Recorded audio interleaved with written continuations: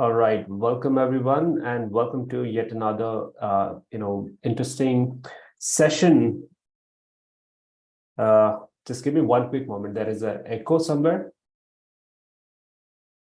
Just gonna stop. Hey Gaurav, let me bring down my volume. Sorry. Not a problem. I think it is also from my side because there was a live stream which I had started, which also started playing along. So that was the thing. So, anyways, welcome everyone to yet another live training session on our DevOps hackathon, which goes along with our course, that is the Ultimate DevOps Bootcamp. And we are running this hackathon for the entire quarter. So this is about 90 days exercise that we are doing, where we're building multiple missions. So there'll be 11 missions, there'll be probably 15 plus projects that you are completing. And we are on the mission number 5 actually today. So I might have mentioned mission number 4 somewhere, but we are on mission number 5, where we are building the continuous integration pipeline. And so far we have started with building DevOps design, creating or running the Docker containers, building container images. We started working with Git and GitHub and implemented the trunk-based, delivery model, branching and delivery model really. And that is what we did with GitHub, using pull requests, using the branch, different branches, and also implementing the, let's say the branching policies really, right? And what we are looking at today is how do we build a continuous integration workflow. And we are also going to integrate back with the Git, the configuration that we did earlier. And let's actually get started with the concept related to building the continuous integration pipeline really. And that is what we're going to begin with. Before we begin though, are there any questions, comments, anything that you would like to talk about, ask before we get started? By the way, I see Abhijit, Abhijit Nirmal, Abhijit Jinde, Atul, Gautam, Harish Rao, Patanjali, Rajendra, Rajesh Kumar, Suma, Valerie. So we kind of have a lot of people in, and we also are streaming live on multiple platforms. So we may have more people joining in as well from different platforms, which we are not tracking live right now. The chat wise, that is, right? So welcome everyone, and let's get started with our next mission, that is about building continuous integration pipeline. And we're going to build the pipeline using all the modern practices, where we would talk about Jenkinsfile. No, that's one. The declarative version of the Jenkinsfile.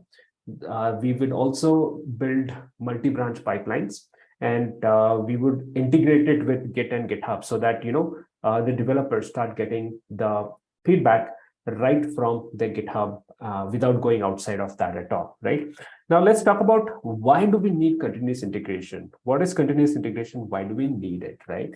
And anyone has any inputs on that? Why do we need continuous integration? What is the purpose of setting up the continuous integration pipeline? One thing which I observed in my experience is to avoid manual intervention in every place. Sure. That is major criteria where I observed in organizations I worked so far. And second thing, we don't have to go and do the deployment for every environment. Basically, we let us say lower environments, dev to QA or dev to UAT. Probably developers can handle themselves for the deployments. There we don't have to go and sit with them to handle the deployments every time, being an operations guy. Absolutely. Okay. And when it comes to the production, obviously they will have a dependency on us, and we will handle it basically. For there, we needed a pipeline. Whenever we have to do that with the pipeline and automation, we do that basically. Sure. Absolutely. You're all right. You're perfectly right when you say automation without manual intervention so that it happens. So we're talking about continuous automated feedback.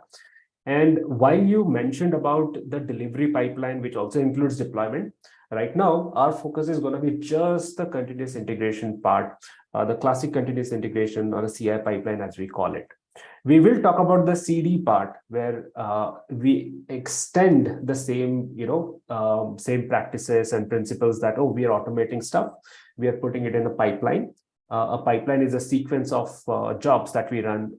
And if something breaks, we stop it right there because, we want to detect the issues. The whole reason why we're creating this pipeline, especially the continuous integration pipeline, is to provide continuous and what you mentioned as automated feedback to the developers, right?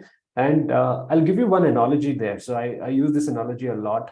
So if any of you have used the film cameras of 80s and 90s, you would remember that you would carry a camera with a roll, and it would only have like, I remember something around 35 or 24 photographs that you could take with one reel or one roll, and then you would have to send it to for development to get it developed, the actual printed photocopies of that, right? And if you're traveling somewhere, you have to be very frugal with it. And let's say you took a photograph, you get a copy. The time spent between the time you took the photograph until you got the copy would be a few weeks actually, because you would travel, come back, then get it developed, and then only then you will see the photographs most of the time. And if something went wrong, oh, I have my eyes closed or something else is wrong, you can't go back to that place most likely and take that photograph again just to get it right? And that is what we are talking about here. That is what used to happen with the software. The code that I write today, earlier it used to be delivered in months. So there was if you look at the waterfall model of development, you develop for months, then you test it in bulk, and then you get the feedback and all that, right? And then you send it for delivery. And if something went wrong, you would get the feedback only after a few months. So that's not how it's supposed to be, because if that happens, you can't go back and just change one line of code. It has to be probably 1,000 other lines which depend on that code and so on. And today we just take the phone out of our pockets, we take the photograph, we get an instant feedback, and then if it went wrong, we can always go back and take that photo again. And that's what we keep on doing. And that's why everyone on Instagram that you see looks amazing and has amazing photograph, and our photography quality has improved because of the whole continuous and feedback mechanism. And that's what we are doing for the software, and that's where continuous integration comes in. And that is what we're going to focus on, and that alone we're going to focus on today for our discussion. So a continuous integration pipeline is about continuous and automated feedback. And I will demonstrate how to set up a CI pipeline for one application, that is a Java application, the cards application that we have. And then you can replicate that for the other applications, the Node.js and whatnot, right? And a typical continuous integration pipeline looks like this.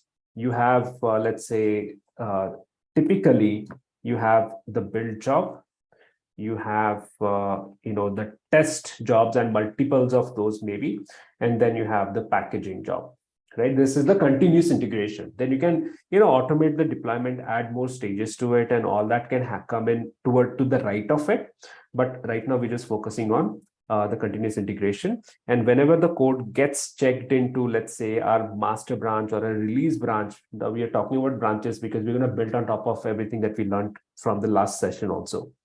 A developer checks in the code, and it goes in the feature branch maybe, and from the feature branch it gets merged into the master.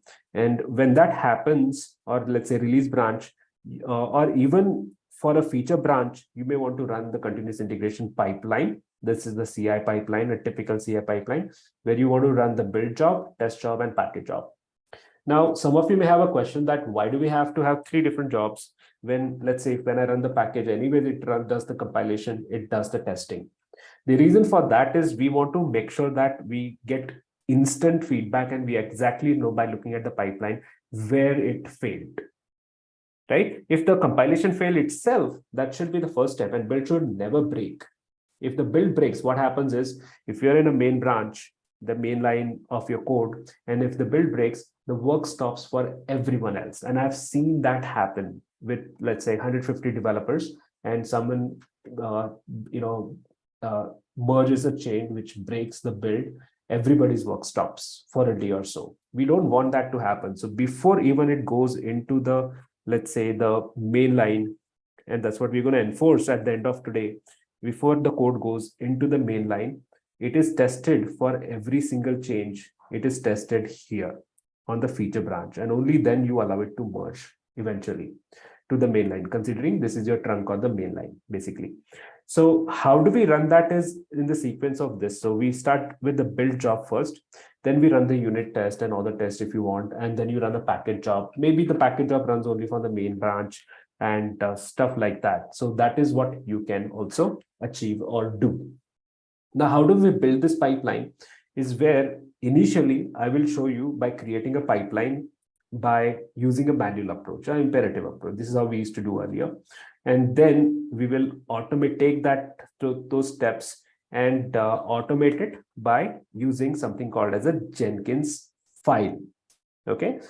And I will also show you by, writing that, or I'll show you the code and how it works. And then we'll also talk about concept of multi-branch pipeline and so on and so forth. So let's get started creating a simple pipeline for a project. And for that, we're going to go back to the same application. So I'm going to take one of these applications for our use case that we have started with. And it has multiple applications. There is a front end, there is a cards, there is a catalog application. I'm going to start with the cards application here, which is a Java application, and fork it and create my own copy of it. If you already have created, so you can skip this test step as well. And I begin by cloning this code onto my workstation where I have, everything set up here. Right, I want to just keep the code ready.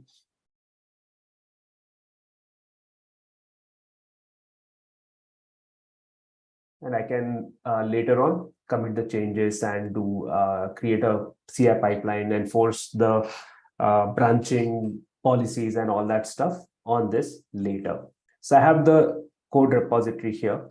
Now I will show you how to launch the Jenkins server itself and configure it. And the quickest way to do so is using, let's say, a tool called as Docker Compose.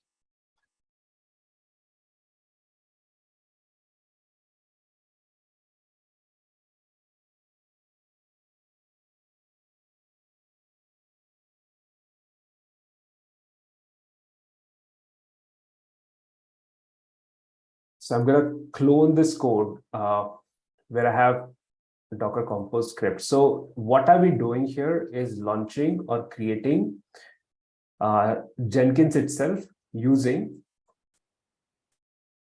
Docker itself, right? So Jenkins using Docker, basically, that's what we are setting up here. And inside that, I'll have Bootcamp Jenkins. In here, I have this Docker Compose. And Docker Compose allows me to set up Jenkins CI server along with a Docker environment also, so that later on I can integrate this with Docker environment and all of that as well. If time permits, I will also show you that, right? So I'm launching this using Docker Compose, and I think we have talked about Docker and Docker Compose on our second, let's say, mission. So we're not going into the Docker Compose as such, but I'll show you what it is useful for. And that is, let's say I've cloned this code and I just go in this directory where this code exists, and I can run Docker Compose up -d. What it does is it sets up Jenkins along with that Docker environment and all the configuration which is required for running Jenkins, for integrating it with Docker later. Most of that will be done and be ready. And all we have to do is just clone this code, launch, Jenkins using this command, and it would have Jenkins, installed, and we can do the configuration in a few minutes after that, and off we go, right? So we'll have everything ready in a few minutes time. So this is a very quick way of setting up Jenkins, a full-fledged Jenkins server, along with, let's say, if you need to do Docker-based delivery and whatnot, you can have all of that be set up very quickly this way. All right, and Jenkins should be available in a minute or so.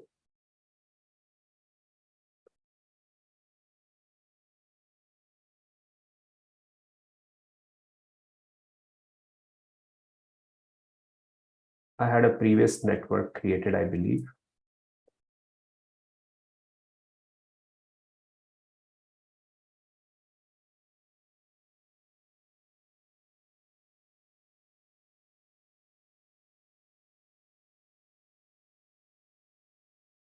All right. It's bringing up one more time. And this has launched Jenkins. Since it is Docker based, it would be available on this particular, there's a port mapping, and it would be available on this particular port, 8080 on my host. Jenkins should be available if I try it in a minute or so.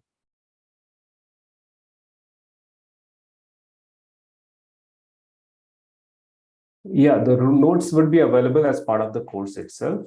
So it's there as part of the course, the Ultimate DevOps Bootcamp and the hackathon. And I'm making some changes to it. So I'm trying to simplify it. So I'm expect some few things to be updated and changed in the coming couple of days. So where will we find all of this is, one is you will have access to the recordings if you go to courses, recordings, hackathon Q3 we are in. So you will have access to the recording from here. Along with that, I'll share the notes as well. Anything that I'm showing you here, I'll share it with that. And in addition to that, we have the course, which goes along with the hackathon, which is this Ultimate DevOps Bootcamp. And that's the one you will have access to with all the missions and stuff. And you just have to follow the hackathon and the compliance for that, which is what you see here. So this is for the Gitifying, and this is for building the mission 5. I will add this by tomorrow or so. I'll have all these missions be available so that you will be able to see what you have to complete from this course and the projects related to that. So it'll be there. Okay, now I have set up Jenkins here using this code, and it has come up on port 8080, which is what I see here. Now I have to provide an admin password. Jenkins generates admin password, which is available as part of the logs for this particular container. Since I'm using a tool called as Docker Compose, I can also use Docker Compose logs, Jenkins. And this is the admin password. So it creates a one-time admin password, which is what you see here. And then I'm going to just install the suggested plugins. So it is configuring Jenkins with all the essential plugins. And you can add plugins later. So, and most of the power of Jenkins comes from the plugins. And that is how it integrates with various tools, including Git, including Docker, including Node.js, including anything else that we have, right? And that is how this really works, actually.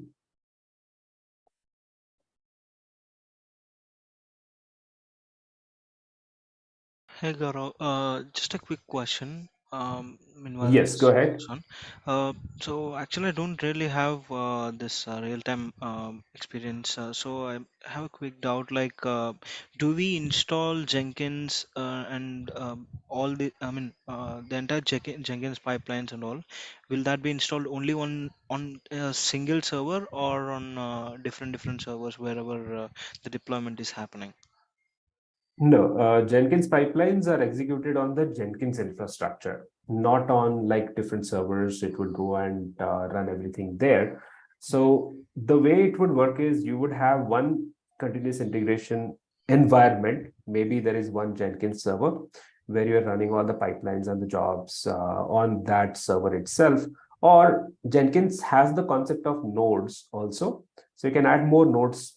These are the build nodes. So this is basically to delegate the Jenkins jobs on a set of nodes, and all of them together are, so you will submit the job to one Jenkins server, and from there it will submit it to the node to just execute it if needed. Especially in the organizations who have thousands and thousands of jobs running, the build jobs and whatnot, you can't just run it on one server. So it is distributed across multiples. and that is the Jenkins infrastructure, not the actual deployment server. So from here, you can deploy with various tools. So you can use Kubernetes and kubectl, which will deploy to the Kubernetes cluster. You can use SSH to run something on a remote server. You can do a WinRM to a Windows server. So you can deploy different ways. You can have Ansible and you can deploy with that as well. So you can deploy different ways. And this is the Jenkins infrastructure where the jobs are run. Okay, so will you be showing this like how to run this build on different node? Uh, We are not showing that because there's a lot we are covering already, mhm. and we are not getting into the distributed builds really. We're going to set up the other thing. Other reason why we're not doing that is we're just using a very simple Docker-based local infrastructure, not a very elaborate with multiple nodes and clouds and whatnot. So we'll keep it simple. We'll keep it to one node only right now. Okay, thank you. Yep. Okay, so this is where I have added my username and I've configured the Jenkins server, and I should have the Jenkins server set up and ready right now. And within this, I'm going to start building my projects. To build my project, I will start creating something called as jobs, right? And what are the jobs? We are talking about those three jobs: build, test, and package, right? So those are the kind of jobs that we want to set up a continuous integration pipeline for this Java-based application, so that whenever the code gets checked into Git repository, it automatically runs this sequence of jobs basically. How will that work is where I'm going to show you creating these jobs manually, then connecting them and showing you a pipeline. And then I'll show you the real magic with the Jenkins file and onwards. So I'm going to begin creating the jobs very quickly. First of all, I'll create something called as a folder so that I can keep all the jobs related to this cards app. Okay, in the folder by name cards app.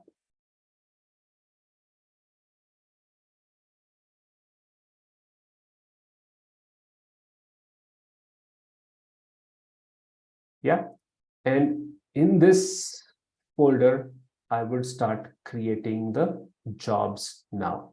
And this is basically serves as a namespace of sorts, because within this folder, I will have all the job for a cart application, building the carts application and so on, right? And then I'll begin by configuring a project, which is my build. This is not the one, but I'll start adding the project or adding the jobs into this application. So let me check what's going on. There is a new reorganization of the menu now, it looks like. And if I say a freestyle project, I think I'll have to go to the directory here and then start creating the jobs. And we had a similar menu, like creating a job from here. That's what I'm trying to figure out and find out. Let me do this one more time. I'm creating a folder. Okay, so I'm creating a folder, not an organization folder. This is a new thing. So I got confused because it says folder, but looks like there is a new option added. I'll explore on that later, and I'll just create a folder by name cards right now. Just cards. Okay, not an organizational folder or whatever. I'll check what this is, but right now we'll not use it. Okay, within this directory or folder, I can create the project. Now, this is familiar. So I can start creating a project, and this is a Java application, right? This is a Java application, the cards application that we are talking about, uses Maven, so you can see form.xml. So I need to configure this as a Maven project. What do I need in order to do so is first I will install a plugin which would show me a Maven project option. So as I told you earlier, most of the power of Jenkins comes via the plugin. When I go to manage Jenkins, I have many options here. One of the most common things that you will do is install some plugins. So I'm going to go ahead and manage or add a plugin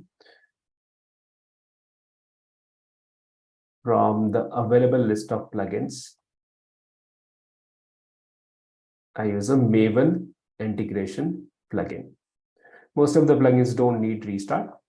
And you can see it is installing everything which is needed, including some dependencies.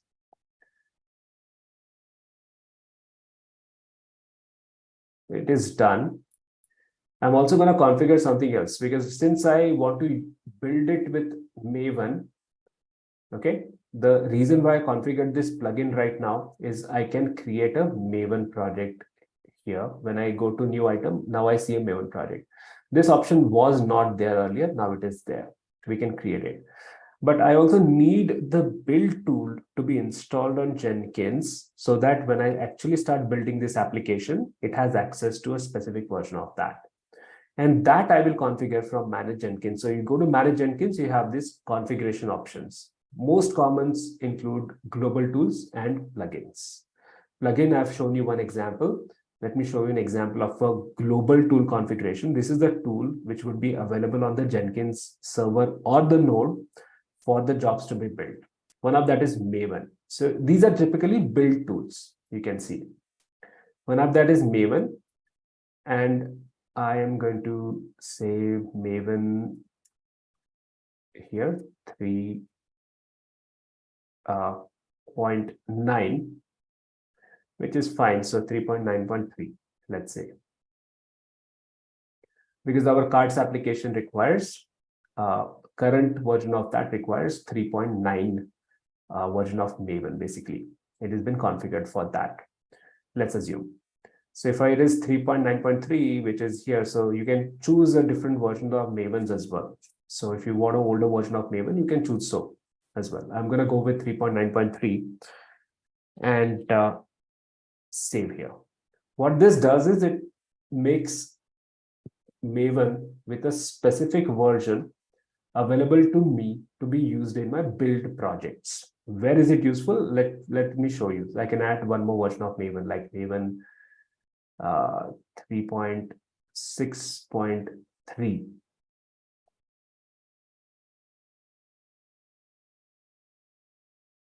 Okay, I have two different. So I can pick and choose which version of Maven I want for which job and so on. Now I have a couple of options that I've added. I'm going back to the cards directory, and this is where I start creating the projects for building the cards application. This application, build, test, and package. 3 jobs we're going to create. So let me show you each of this. So 3 jobs we're going to create. I will start with the build job, which is a Maven project. Configure OK. Okay. And then I'm going to provide an integration with Get. Okay. Get as in, since where is my repository? I have to provide that, right? So this is where my application repository is, the cards repository. And I can copy the URL, provider access to this one. Since there is an open repository, it can clone and start building this project. However, later, we will also need to send the feedback to the commit. So if you look at the commit history right now, there is no feedback from the CI as such. There is nothing as such here. We want to provide that kind of a feedback actually. How do we do that is where I'm going to add some credentials to connect to the Git repository with, let's say, username and password. Password is, of course, the token that I may have to create here. I've shown you this in the last mission. We've talked about how to create the tokens. I'm just going to go ahead and quickly do this. If you have missed the previous missions, remember, this is a project that we're building step by step. So you may have to go and catch up on that as well. So I go to settings here, create a token, a classic token right now.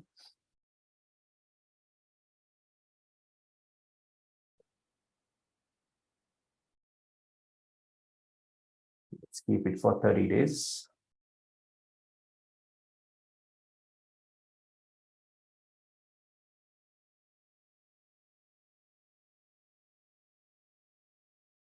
And what this is going to do is if I add my username along with the token as the password, and then I say this is for GitHub and this user.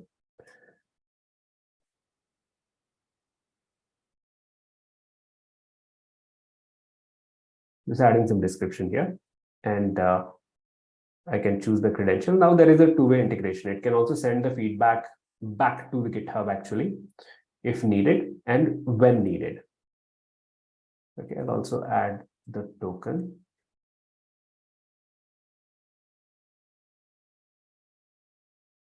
Yeah. I'll add the token here. I've done so already. And let's try. I think I have to use a classic token, sorry. A classic token.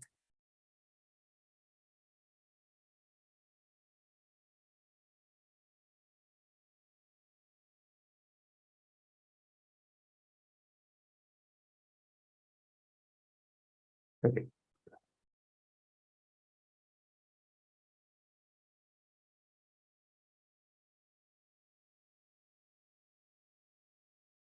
All right. Actually, I'll configure the token a little later because there is another thing called as a pipeline as a code. So at that time, anyways, we're going to create the token. So I will want to demonstrate something else at that time. So let's keep it for that. So what I'm going to do is right now, just leave the credentials to none. That would work anyways. And I'll just go and configure the build job. So I've defined the repository because Jenkins is going to clone this repository every time there's a change. It's going to pull the changes also. And then it will build that. Build how? It will read pom.xml. This is a Maven job. So it is very specific job related to Maven. It will read this pom.xml and we just have to define the goal like, oh, I want to do compile of the project. That's it. We're just running a compile goal. What are these Maven goals? This is specific to the application. And that is why we have the system engineering bootcamp where we're talking about different applications. And in case of Maven, there are these build goals such as these. There is validate, there is compile. If you say compile, it will compile the application and test it. That's like whether the build breaks or not. It's just checking that. This runs a unit tests. Package creates an artifact like a jar file or a WAR file that you want to distribute.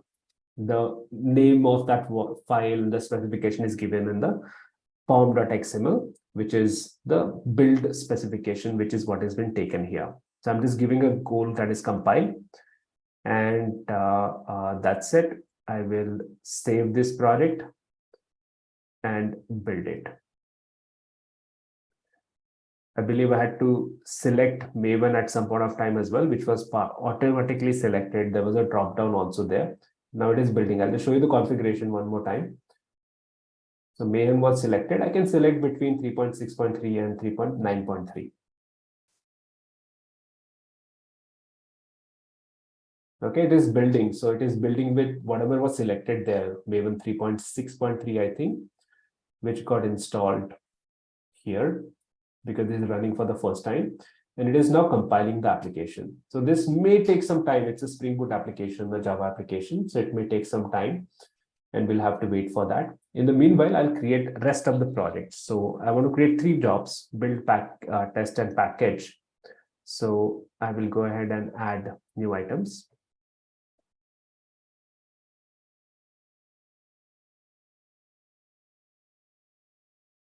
This time I'll just copy it from build so that it has everything pre-filled, like which repository, what to do. Everything is there. I just have to change this to test or something like clean test or something like that.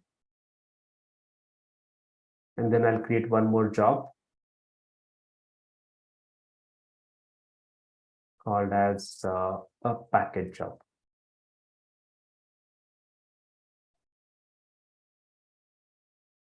which is a copy of test job again.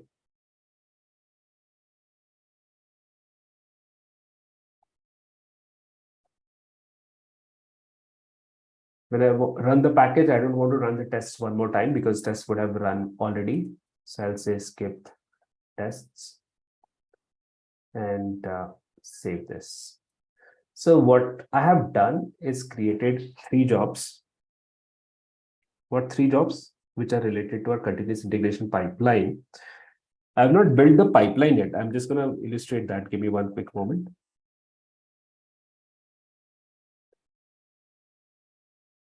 This is what we want to get to. What I have created right now is just 3 jobs. There's a build job, there is a test job, there's a package job.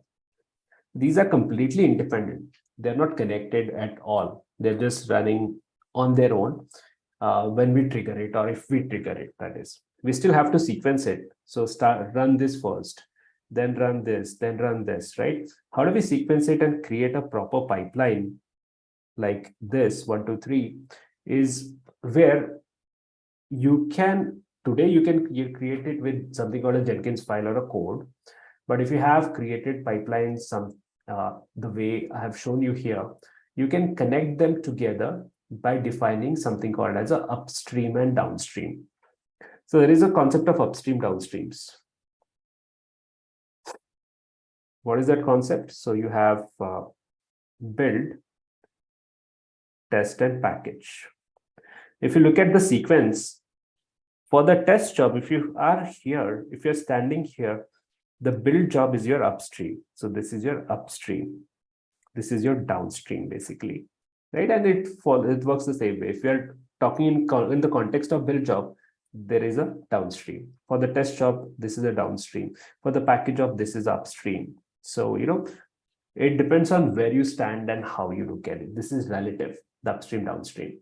So I'm going to configure this both upstream. So this is how I sequence. If I define the upstream and downstream, I will have these configurations running in the sequence, basically the jobs running in a sequence, creating a pipeline. How do I define the downstream? Let's say I go to the build job and I want to define a downstream. I can configure it from here. There is something called the post build action. After the build is done, it needs to trigger the next job. From the build job, if I go to post build action and say build all the project, this is what comes next, basically. That's what it says. Run the test job. And now if I refresh this, there is a concept of downstream. I'm on the build job, and for build, test is the downstream. Similarly, if I go to test, there is upstream project. So this gets built automatically. When you build the downstream, upstream link builds automatically. And then when I go to package job, and here if I check and configure, I have to go to build triggers now because we want to run this beforehand. You're defining the upstream now with respect to the package job. With respect to package job, test job is the upstream. So I'll say build after test is run.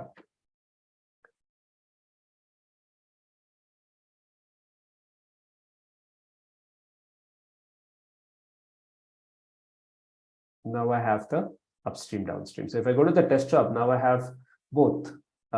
There's upstream, there's a downstream. And now it will start running in that sequence. First the build job, then the package job, then the test job. And the reason why we're building this pipeline, I can actually create a view out of this as well. So this doesn't show me the actual view of a pipeline. So I'll create a new view called as pipeline. For that, I'll have to install a plugin. This is a classic way you would do that. Right now, we have a much better option with the pipeline as a code, but it's important to understand this in order to write the pipeline also. So available plugins, I'll go and check.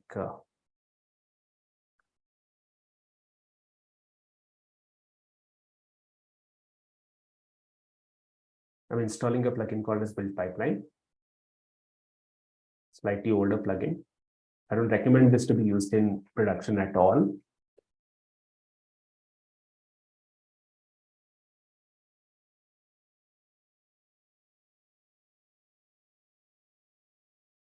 Okay, this plugin is installed. What I want to show you is how I could create a view which shows me these 3 jobs in the form of a pipeline.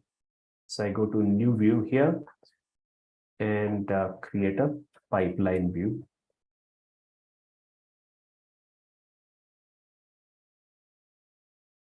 Yeah, and then I choose my first job, build job. Now it gets me a pipeline view. So you see, build, then the test should happen, then the package should happen. If it is currently running, it shows up in yellow. If it has not been run yet, it shows as blue. If it is successful, it shows as green. If it has failed, it shows as red. This has failed. Let's find out why. I go to the build job and try to find why. And most likely it is because of a version of Maven.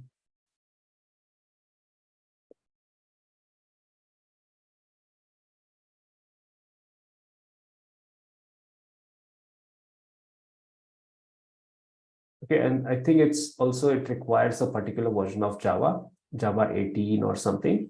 So that's why this is failing as of now, right? Okay, I think we'll have to go and figure this out based on, because this code was changed just last week, and I believe that is the reason all of these are failing. And if it requires a particular version of Java, I'll have to add a JDK and then figure out which version of JDK do I need. So it may or may not be available right now. So this is something I will have to figure out and then check based on that. What I'll do is I'll create a pipeline for another application, which I can do very quickly.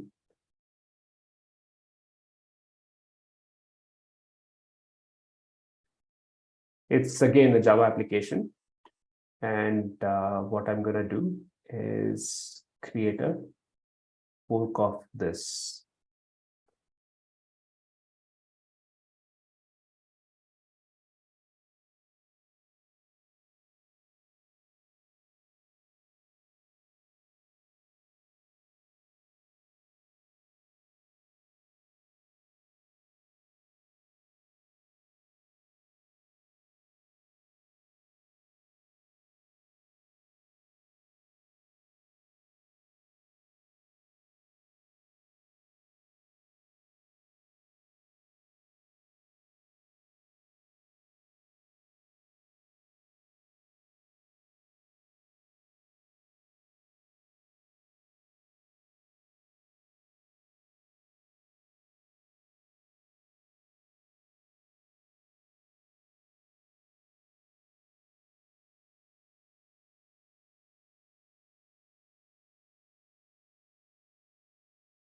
Creating a fork of this onto my account here, this one. And I'll take this and create the projects for that, which I believe should work because I have not changed this code. And last time I used it, it built it with the 3.6 version of Java or Maven. So I'm creating a folder called as sysfoo. The same sequence of things, build, test, and package. I'll just be faster this time. So I'm choosing the Git repository, providing the URL. This is a public repository, publicly available repository right now. So that should work. And the goal is here, compile. Followed by that, I'll start building it. Followed by that, in the meanwhile, I'll create all the projects.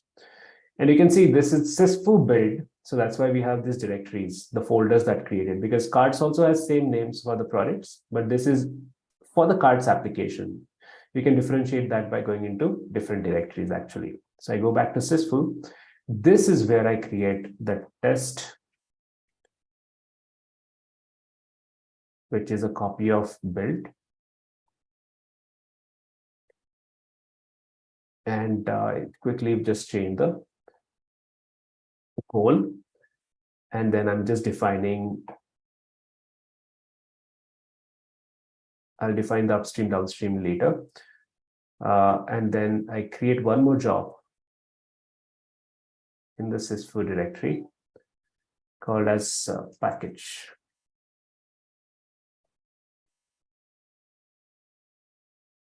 Same repository. All right, so sysful has build, package, and test. Let me just check what is what here. This is fine.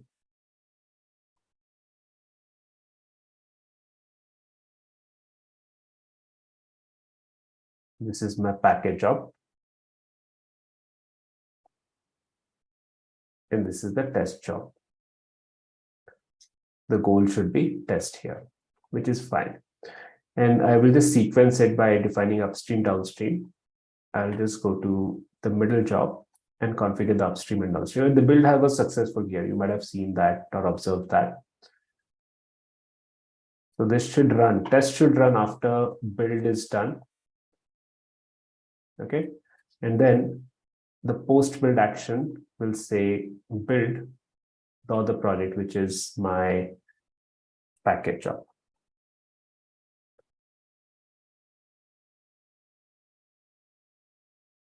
Okay, so build and package. This is in sequence, and I can also show you a pipeline view.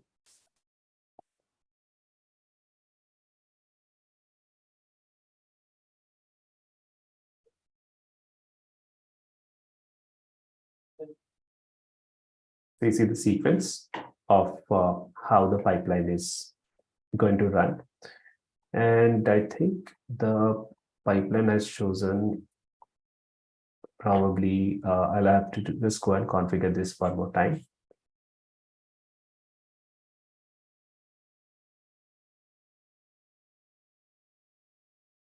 This full build, yeah. So this is successful. I'll just trigger the pipeline once, which means it will run the build job first. So you can see the sequence in which it is running. There's a build job, then comes the test job, then comes the package job. I'll have to refresh it. It is running the test job right now, which is in yellow, build, which is completed, which is in green. And once the test job finishes, the package will run and get triggered. So it has been connected. So this is a pipeline. This is what we call as a pipeline, right? It's just that this is how we used to do and create the pipelines earlier, the classic way. And if you have creating manually, this is how you would do it. We don't have to create the pipelines manually anymore, which is definitely not a good idea, because you may want to create the pipelines for different branches and different projects, which are also similar in nature. So instead of doing this manually over and over and over and over again, what we could do is whatever we've done here, we can convert it into code. That's what we do in the world of DevOps. And this is where Jenkins file comes in. So we create something called as a Jenkins file, and we write this as a code basically. So we take these three jobs and convert it into the code. And how does that code look like? And Jenkinsfile also has a couple of different syntaxes, and we're going to use a simpler syntax, the modern syntax, which is called as a declarative syntax, meaning it just defines what you want. It's a very simple language in which you can define this basically. What is that language? You need to understand Jenkinsfile. Remember this formula, PAT, SQ bot triple S, P. Or just this much is also enough most of the time. This stands for the pipeline. A stands for agent, where it should run. What it is the pipeline. T stands for a global tool. For example, Maven. S is the stages. So each of this is a stage. So these are the stages. How many stages are there? 1, 2, 3. 3 stages. Each of this is a stage. So S cube here is stages, which is 3. And each of this is a stage. Stage 1, stage 2, stage 3. And within each stage, there will be step. Step will be what? For this Maven compile. For this step will be Maven test and whatnot. That's what you have to write. And I'm going to show you a code, and I'll give you a scaffold also. So this scaffold works for almost all sort of projects when you're writing Jenkins file, that is.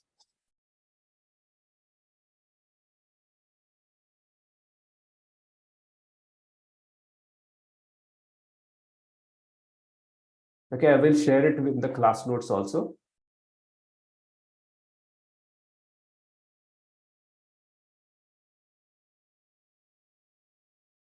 I'm sharing this link. And this is how a pipeline code looks like, a declarative pipeline. Very simple. If you really understand it once, it's very simple. PAT, pipeline, agent, tool is not defined here. We will add it. Stages is stage 1, 2, 3, right? That's the definition of a pipeline, sort of a Jenkins file. And this is a code that you can use, reuse, and you can customize it. How you can customize it, I will show you. So instead of writing it from scratch, I'm writing it starting from here. And where does the Jenkins file go? We will create a branch, and then this is where I'll start implementing the trunk-based development model, where I'm not going to allow the changes to go to master branch. I will lock it down, and I'll allow changes only via feature branches and whatnot. So I'll implement that policy very quickly. This is what we have looked at last week. If you have missed the last week's session, go and check the recordings and also complete the project work for that. So I'm locking down the master branch where I say require pull request with one review. Okay, require approval. So I'm going to skip this part because this takes up a lot of time actually. But I've shown you how this would work, right? But require pull request is the one. Status check is where I want the checks from Jenkins. It'll come in. Once it comes in, I'll show you. But I'll say require status check to pass before merging and do not bypass it. Now what this does, it locks down the master branch. I'm going to write the code from here only. Okay, not from the console and all that. I can add files from here. I'm adding a file by name Jenkinsfile. So Jenkinsfile, just like Dockerfile, resides along with your code. And I'm starting with this scaffold where I see pipeline agent stages. Stage 1, 2, 3. In our case, stage 1 is build stage. This is the test stage. This is the package stage. Simple. Now, what are we building from? It's going to clone this code and we are going to use what are we building using, right? So that is the Maven as a build tool. We have configured that tool already as part of the global tools that I've shown you here. Only then this project works and gets built. So that global tool configuration already has Maven. Okay, Maven is already there.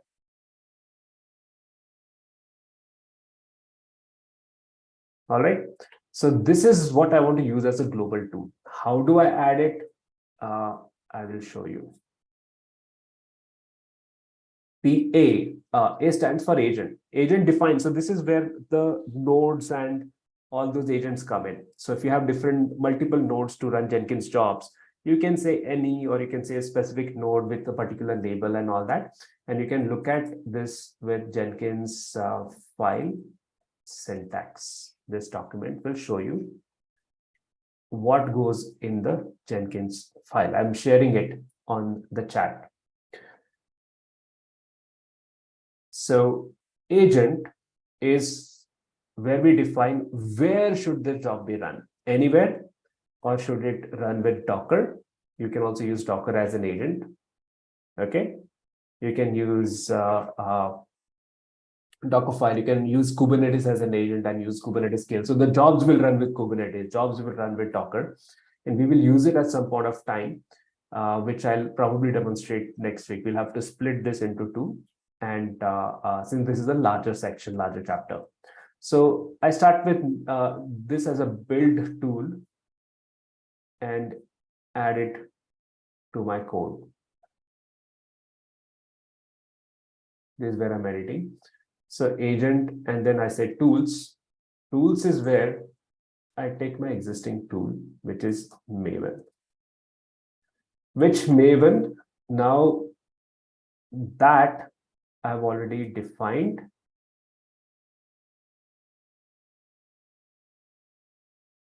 Yeah. too many tabs open, sorry. That we have defined here, Maven 363. Yeah, so it will use this for building this pipeline. And then there are 3 stages: build, test, and package. Now, what are we doing in each stage? That I have to define here, like Maven compile.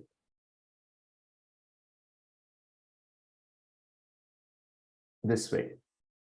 How do I know this? Is if I have a pipeline job, I can show you, once I create this job, I will show you actually how this would work. And you can actually look at or generate this code using the tool, or there is a UI for it. I will show you that also. So basically, I'm just removing everything else and say Maven compile, Maven test, and Maven package. Same thing that we did earlier. Okay. And this is my Jenkins file with PA for agent anywhere. I don't care anywhere right now because there's only one Jenkins instance, that is Jenkins server. It runs on that only. With what tool? Is here PAT S cube, stages, stage, steps. So there are 3 S's here. Stages has stage block, and each of the stage block is going to have a step block. The actual thing that you're doing. And post action is, oh, after the build is finished, you want to send an email out, you want to notify somewhere, you want to do something else, maybe archive artifacts or anything else, that goes here actually. So I will commit the changes.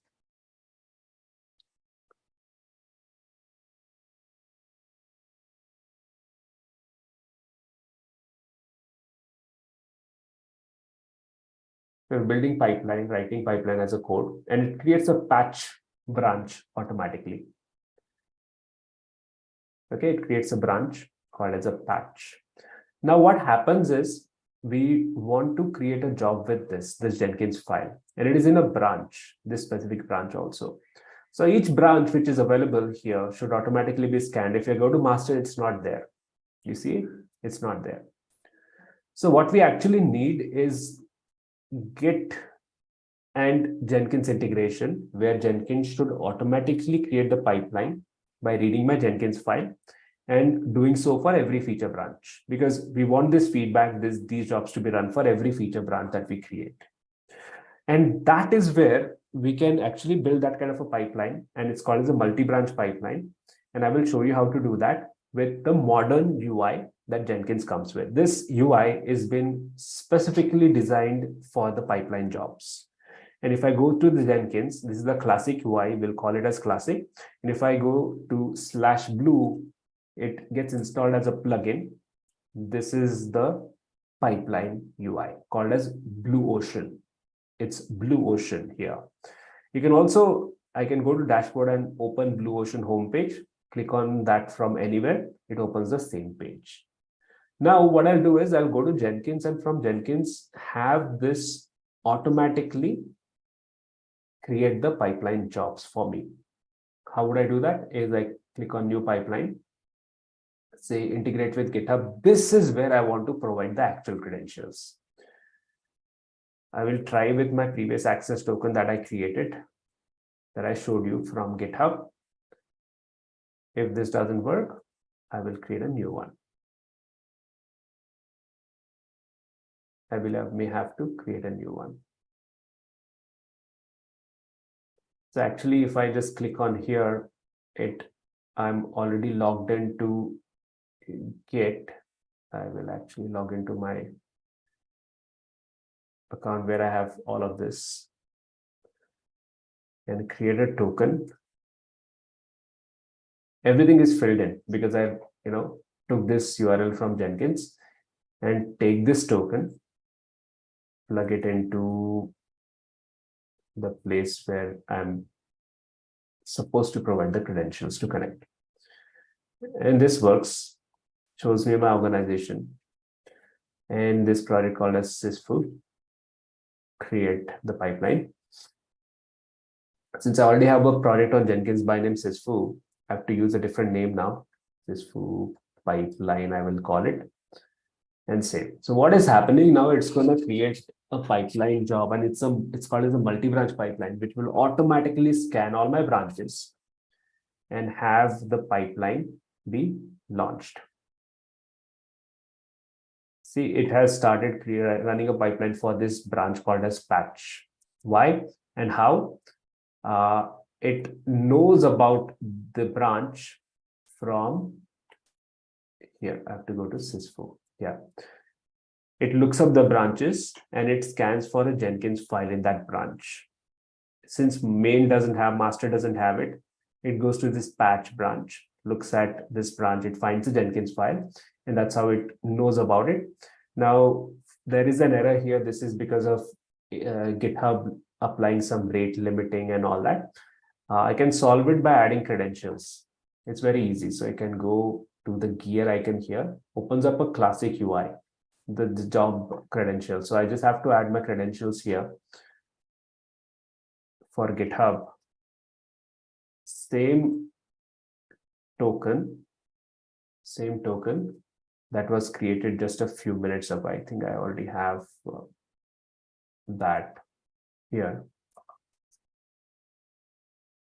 Just saving it on my machine for my future reference. Same token is my password.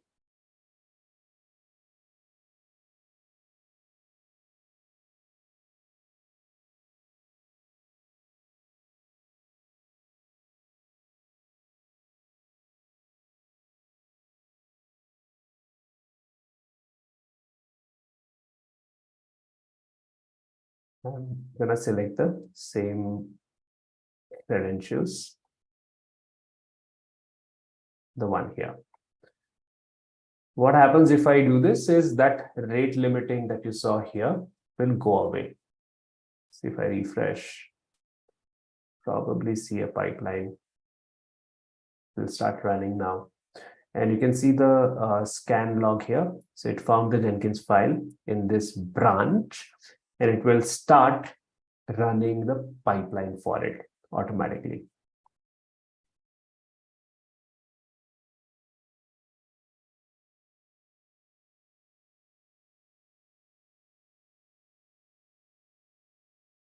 Okay, I have added the credentials. I'll probably have to wait for a minute or cancel the job. So credentials are added now.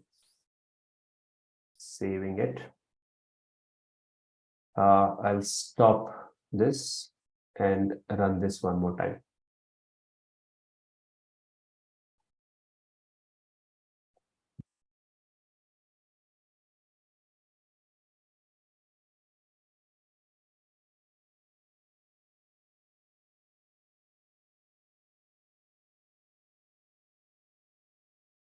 Already done so.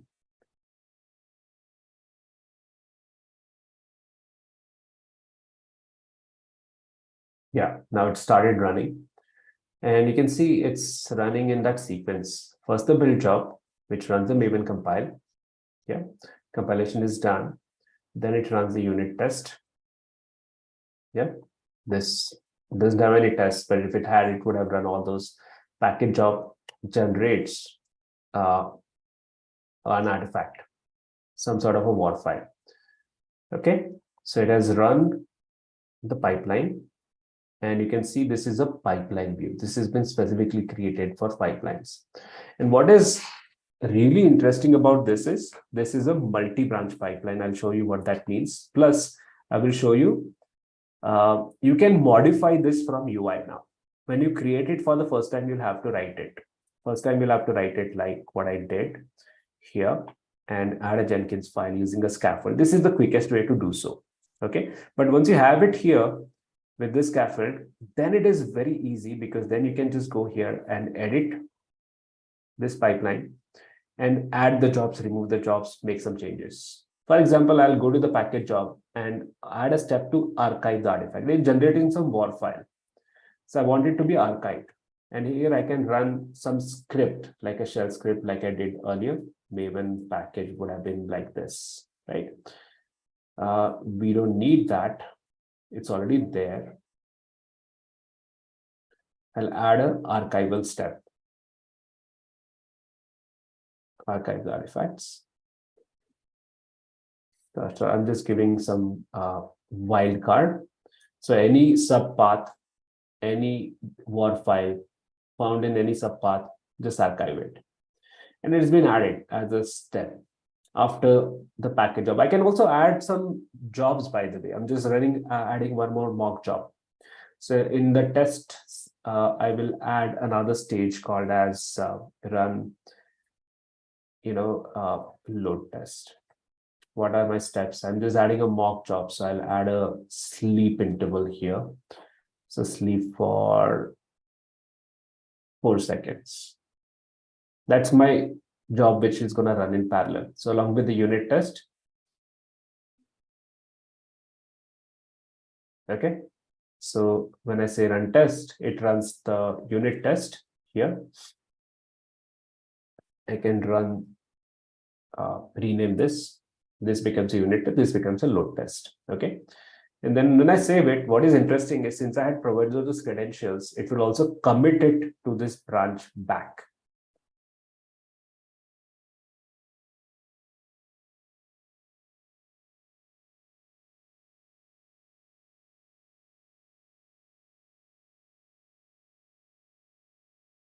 Okay, I'm not running the actual load test, but I'm just showing you what you can do with this.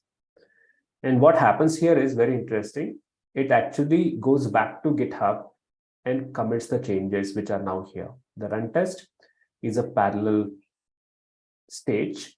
And there are two stages here, unit test and load test. And this is where we're running the ambient test. This is like my mock event or the job. And you can see that it's running parallel. It has just completed running it.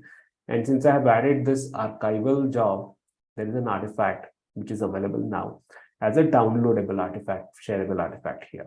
I can try running this one more time, or I'll actually bring the change into the main branch and then allow this to be run from the master branch or the main branch also. This is a multi-branch pipeline. So it is tracking all my branches for the sysfo. It has only created or run it for this particular branch. When I merge the changes, how do I merge the changes is by raising a pull request, and I have bypassed the code review process, but it will try to seek this, inputs from the CI, which is Jenkins, and we'll make this as a policy. So I'm creating a pull request. And I have to choose my own branch here. This is important.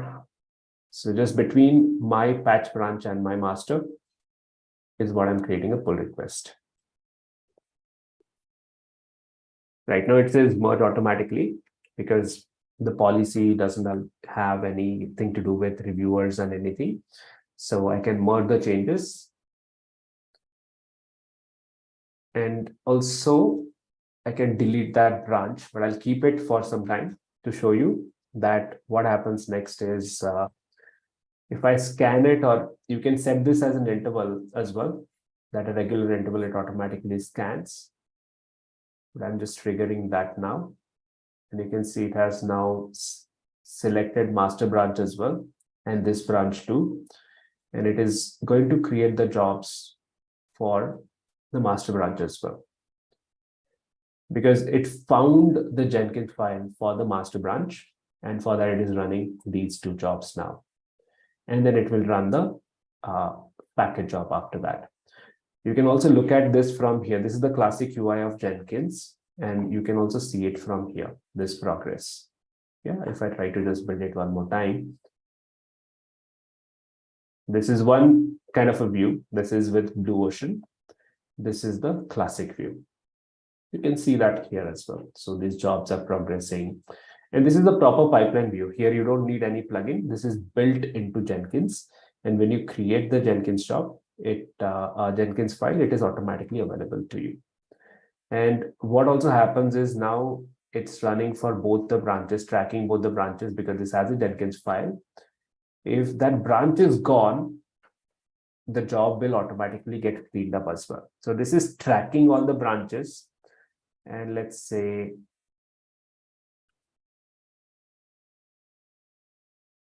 this branch, if I delete it, let it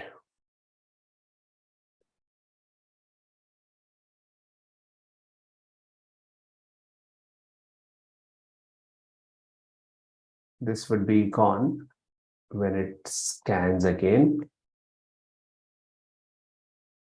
So it's gone, automatically cleaned up because it did not find that branch anymore. And only job for master branch is there now. So it automatically cleans up and maintains only the branches which are available right now and which have the Jenkins file. So it is scanning. This is where it is scanning and finding out about the Jenkins file and the branch policy. So what we are looking at here is a multi-branch pipeline, which you can also, there was an option to create. Yeah, so there is a pipeline, there's a multi-branch pipeline. What just got created was a multi-branch pipeline, but we didn't create it from here. It was created with this UI, and we scanned the repository and then said, oh, look up this repository, look up all the branches, anywhere you find Jenkins file, create the job for it. And that is our first stage of a continuous integration pipeline, where we have a multi-branch pipeline created with Jenkins file. And we started with a scaffold for a Jenkins file, and then we built or added our own, basically spin to it for our own project, which was a Java project, basically. Similarly, you can create it for the Node.js application. And those are the projects you have to complete. So what I've shown you is for the SysFu application, which will be available as part of labs. And then if you want to complete the projects, it would be the cards application, which is what I'm going to fix. There are some changes needed for that. So I'll fix that and share. And then you will also build it for the Node.js application, the front-end application, which is part of our, let's say, the application here.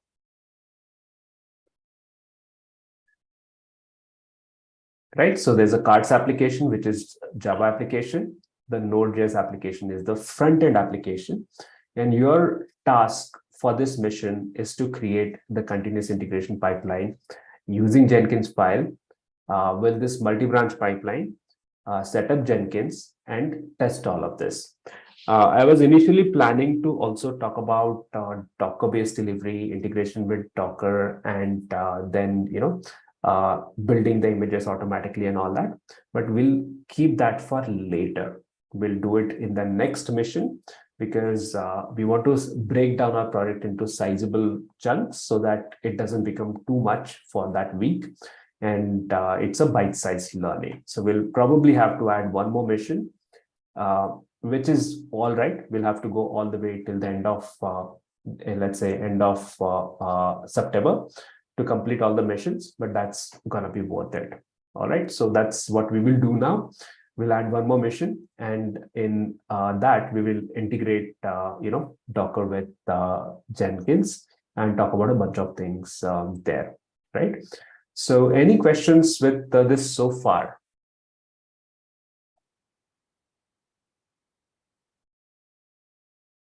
Okay, about how you can complete it is I will be sharing recording of this session by say tomorrow, along with the notes and the links. And then I will be making changes to the course as well and adding everything that you need to complete to our step-by-step learning progress map that you see here with the DevOps hackathon. And it would all be added by, let's say, Thursday. When we come back for the inner circle call, you are going to see the missions along with the steps added to this, basically, to this progress map itself. And you should be able to complete it over the weekend or so. And it's going to be bite-sizable. So we will add one more mission and make it, sort of a digestible chunk there. All right, that's what we will do, but I will share everything that is covered as part of this, if you're part of a Discord channel, you're going to get an update there. Or if you're a member, you will basically, when you come back for the Thursday, I will talk to you about it during our inner circle call. For those of you who have not joined our Discord channel and the server, be part of our Discord community where we're talking about this hackathon is for the members.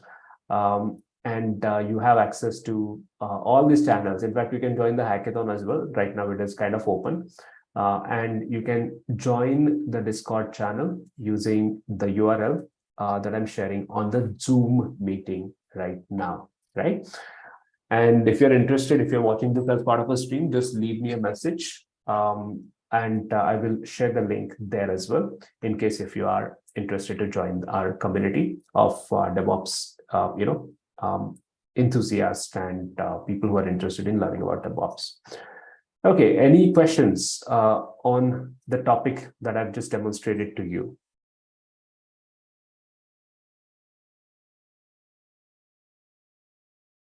All right.